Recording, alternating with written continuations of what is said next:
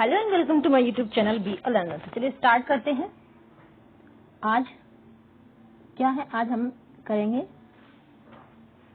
Example number 2। हाँ, क्योंकि first example हमने कर दिया था, अभी हमारा चैप्टर 1 ही चल रहा है, लेकिन काफी अच्छे से आराम से समझ के, कोई जल्दबाजी नहीं है। एक ही कंसेप्ट क्लियर करके एक एक चीज बुक का, आप पूरी बुक अच्छे से यहाँ पढ़ रहे हैं। आई होप आपको भी मजा आ रहा होगा। तो एग्जाम्पल पढ़ना क्यों जरूरी है वो मैं आपको बता चुकी हूँ, क्योंकि एग्जाम्पल करते हैं उसके बाद फिर हम एक्सरसाइज करते हैं तो वो हमारे लिए इजी हो जाता है, करना आसान हो जाता है।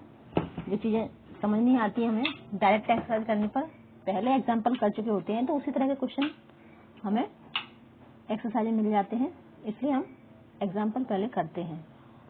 तो ये एग्जाम्पल 2 क्या कह रहा है, इन वन स्टेट यानी कि एक स्टेट में the number of bicycles sold in the year 2022 और 23 मैं 23 बोले 2002 और 2003 यानी 2002 और 2003 में 7,43,000 साइकिल बेची गई इन द ईयर, और 3 और 4 में कितने number of bicycles sold was 8,00,100। तो 2002 और 3 में कितनी 7,43,000 और 2003 और 4 में 8,00,100। In which year were more bicycle sold. तो पूछ रहे हैं कि कौन से साल ज्यादा साइकिल बिकी, एंड हाउ मैनी मोर। तो दो क्वेश्चन है उनके। पहला तो ये कि कौन से साल ज्यादा साइकिल बिकी, तो ये हम देख के ही बता सकते हैं कि जो नंबर ज्यादा है उसी साल ज्यादा साइकिल बेची गई, यानी 2003 और 4 में, क्योंकि 2002 में तो 7 लाख ही बिकी, उसके बाद फिर जो भी नंबर है, लेकिन 8,07,000 से ज्यादा है, तो सीधे सीधा हम देख पा रहे हैं। तो वहीं ये सॉल्यूशन में लिख रहे हैं, clearly 8,00,100 is more than 7,43,000। So in that state, more bicycles were sold in the year 2003 and 2004. That in यानी 2003 और 4 में ज्यादा साइकिल बिकी बजाय 2002 और 3 की। Now सेकंड है हाउ मैनी मोर। तो इसके लिए हमें करना होगा सब्ट्रैक्शन। तो सब्ट्रैक्शन हम करेंगे, जब 8,00,100 को ऊपर लिख लेंगे, 8,00,100 को, फिर लिखेंगे 7,43,000। तो ये तो 2 डबल 0 माइनस किया तो कितना आया 57,100। और आंसर को चेक करने के लिए हम क्या करते हैं, जब माइनस चेक करने का ये तरीका है कि जो नीचे के हैं उनको ऐड कर लो, फिर जो ऊपर था वो आ जाए तो आपका आंसर करेक्ट है। तो हमने जब इसको ऐड किया, इसको आंसर को, तो आया हमारा ऊपर वाला संख्या यानी 8,00,100। तो ये आंसर हमारा राइट है। अब ये क्या कह रहे हैं, एक्चुअली इन्होंने कुछ नहीं कहा है, ये कहा है कि can you think of alternative way of solving this problem. Answer 57,000 more bicycle were sold in the year.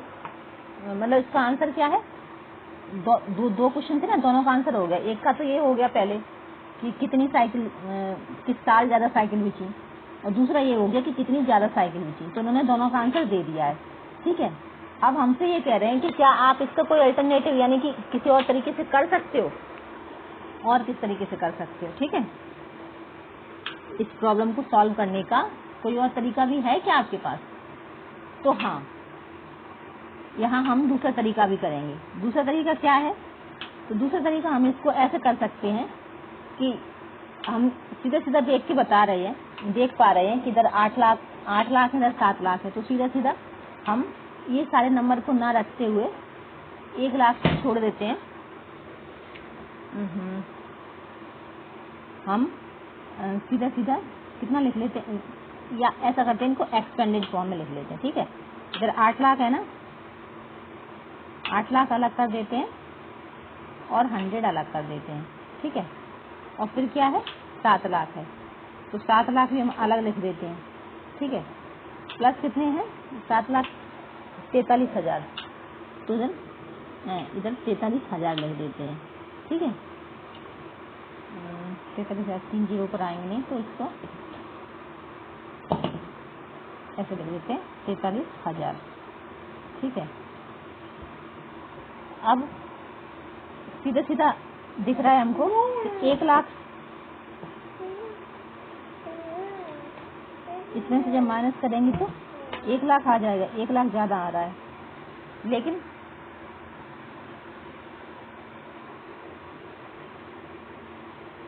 एक लाख पूरा ज्यादा नहीं है, 43,000 में कम भी करना है तो मैं एस्टिमेट भी लगा सकते हैं कि करीब मतलब सीधा सीधा कह सकते हैं कि 1 लाख में से आप इतना घटा दो ना, 43,000। ठीक है, तो 1 लाख में से 43 घटाओगे, इसको हम ओरली भी कर सकते हैं ऐसे दिमाग में कि 1 लाख तो सीधा हमको दिख ही रहा है, 43,000 घटा दो 1 लाख में से तो 57,000 सीधा सीधा बच रहा है, जैसा कि ये आंसर में आया है। लेकिन आंसर में तो 57 100 है, तो 1 लाख में ये 100 ऊपर आ रहा था ना, तो 100 और ऐड कर दो उसमें, है ना। यहाँ 43,000 पूरा घटा रहे हैं, उसमें से 100 माइनस कर दो, तो यहाँ 57,100 आ जाएगा। तो ये एक तरीका है। और क्या तरीका हो सकता है, तो वो तरीका आप भी करके देखिए और किस किस तरीके से कर सकते हैं। ठीक है, क्योंकि एक सवाल करने के कई सारे तरीके हो सकते हैं, और यही मैं कोशिश करती हूँ यहाँ पे करने की। डेविड व्हीलर भी कहते हैं ना कि गणित कितना ज्यादा पढ़ा जाए ये महत्वपूर्ण नहीं, महत्वपूर्ण ये है कि गणितीकरण कैसे हो। यानी कि बच्चे को एक सवाल समझा दो भले आप, लेकिन उसको इतने तरीके से समझाओ कि फिर वो उसके जैसा कहीं से भी कैसा भी सवाल कोई भी पूछ दे तो फटाफट उसको किसी भी तरीके से कर सके। ठीक है, बजाय ये कि आपने आज के दिन में बहुत सारे सवाल किए, ये ज्यादा महत्वपूर्ण है कि आपने एक ही सवाल को कितने तरीके से किया। ठीक है, तो आप इस सवाल को और कितने तरीके से कर सकते हो, ये करके देखिए ताकि आपका कंसेप्ट क्लियर हो, आपको गणित में मजा आए। ठीक है, अब नेक्स्ट देख लेते हैं। अब नेक्स्ट है हमारा एग्जाम्पल 3। एग्जाम्पल 3 क्या कह रहा है? एग्जाम्पल 3 कह रहा है in town newspaper is published every day, यानी कि एक शहर में रोज न्यूज़पेपर पब्लिश होता है। तो 1 कॉपी हैज 12 पेजेस। न्यूज़पेपर की जो एक कॉपी है, इसको रील भी कहते हैं, वो उसमें 12 पेज होते हैं। ठीक है, every day 11,980 copies are printed, यानी हर दिन 11,980 कॉपी प्रिंट होती हैं। तो how many total pages are printed every day, तो रोज कितने पेज प्रिंटेड होते हैं। तो क्या है इसमें, सीधा सीधा आप देख के समझ गए होंगे, जब हमें ज्यादा निकालना होता है तो क्या करते हैं, मल्टीप्लाई, और कम करना होता है तो डिवाइड। ठीक है, तो वही है सॉल्यूशन में बता रहे हैं करके, इजी था, इसमें कुछ खास नहीं था। Each copy has 12 pages hence, इस तरह से लिखना है आपको, थोड़ा प्रॉब्लम सॉल्विंग वाले क्वेश्चन को लिखना भी आना चाहिए। ठीक है, 11,980 कॉपीज विल हैव, तो 11,980 पेज को 12 से हमने किया मल्टीप्लाई। ठीक है, तो what will this number be, more than 1 lakh और लेस, ट्राई टू एस्टिमेट। तो ये क्या कहना चाह रहे हैं कि अगर आप इसको मल्टीप्लाई करोगे तो क्या हो सकता है, आप एस्टिमेट कर सकते हो 1 लाख से ज्यादा होगा या कम होगा। तो सीधी सीधी बात है कि 1 लाख से ज्यादा ही होगा। कैसे होगा करके देख लेते हैं। तो इन्होंने 12 का मल्टीप्लाई किया, तो 12 का मल्टीप्लाई किया तो 1,43,760 आंसर आया। तो हर दिन every day 1,43,760 pages are printed. ठीक है, तो ये इसका आंसर है। अब इसको और किस तरीके से कर सकते थे, तो इसको हम आगे मैं बताऊंगी आपको, डिस्ट्रीब्यूटिव मेथड जो आता है, प्रॉपर्टीज आएंगी तो उसमें बताऊंगी कि इसको किस किस तरीके से कर सकते हैं और जहां जरूरत होगी वहां। तो अभी आप और किस तरीके से कर सकते हैं, आपको कितने तरीके आते हैं वो ट्राई कीजिए। ठीक है, फिर कौन सा एग्जाम्पल है 4। एग्जाम्पल 4 क्या कह रहा है, the number of sheets of paper available for making notebooks is 75,000।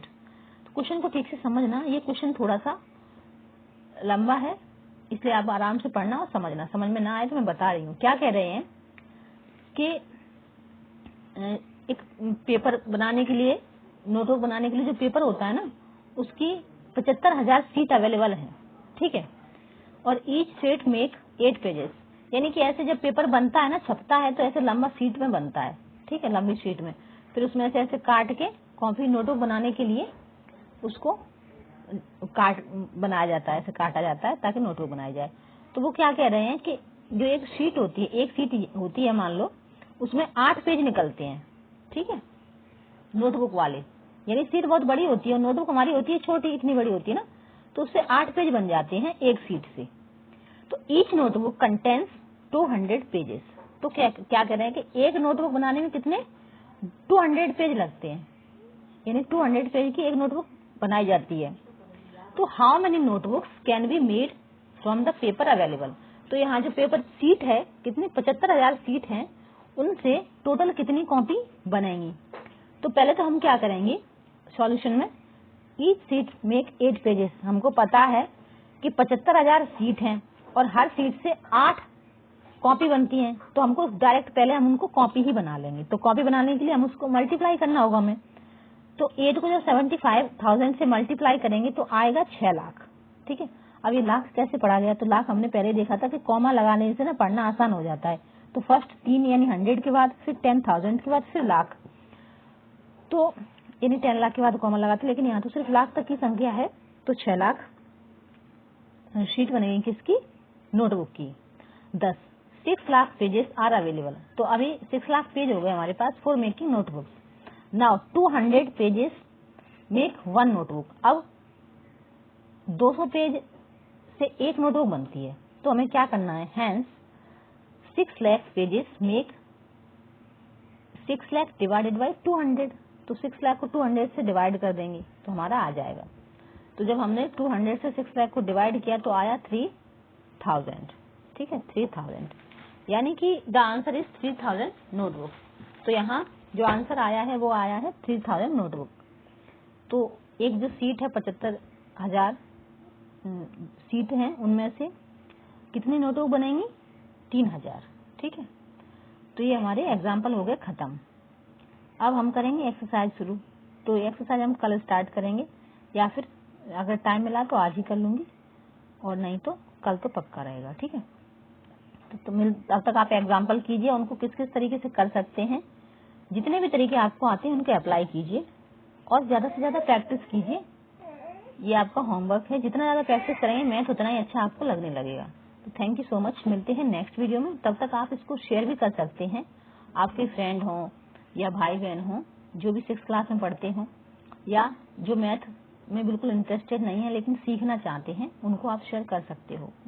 कोई किसी कॉम्पिटिशन के एग्जाम की तैयारी कर रहा है लेकिन मैथ्स उसको डर लगता है, तो वो उनको भी आप शेयर कर सकते हो, ताकि यहाँ अच्छे से समझ में आ जाए, कंसेप्ट क्लियर हो जाए, ठीक है। जरूरी नहीं है कि हम बड़े हो गए तो अब शुरू से पढ़ नहीं सकते हैं, ठीक है। अगर किसी को नई मैथ आता है तो वो शुरू से भी सीख सकता है, कोई बुराई नहीं है, सीखने के लिए आदमी कभी भी स्टार्ट कर सकता है, ठीक है।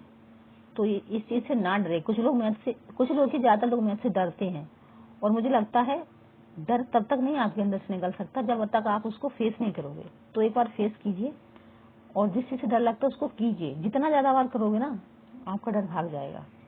Thank you so much.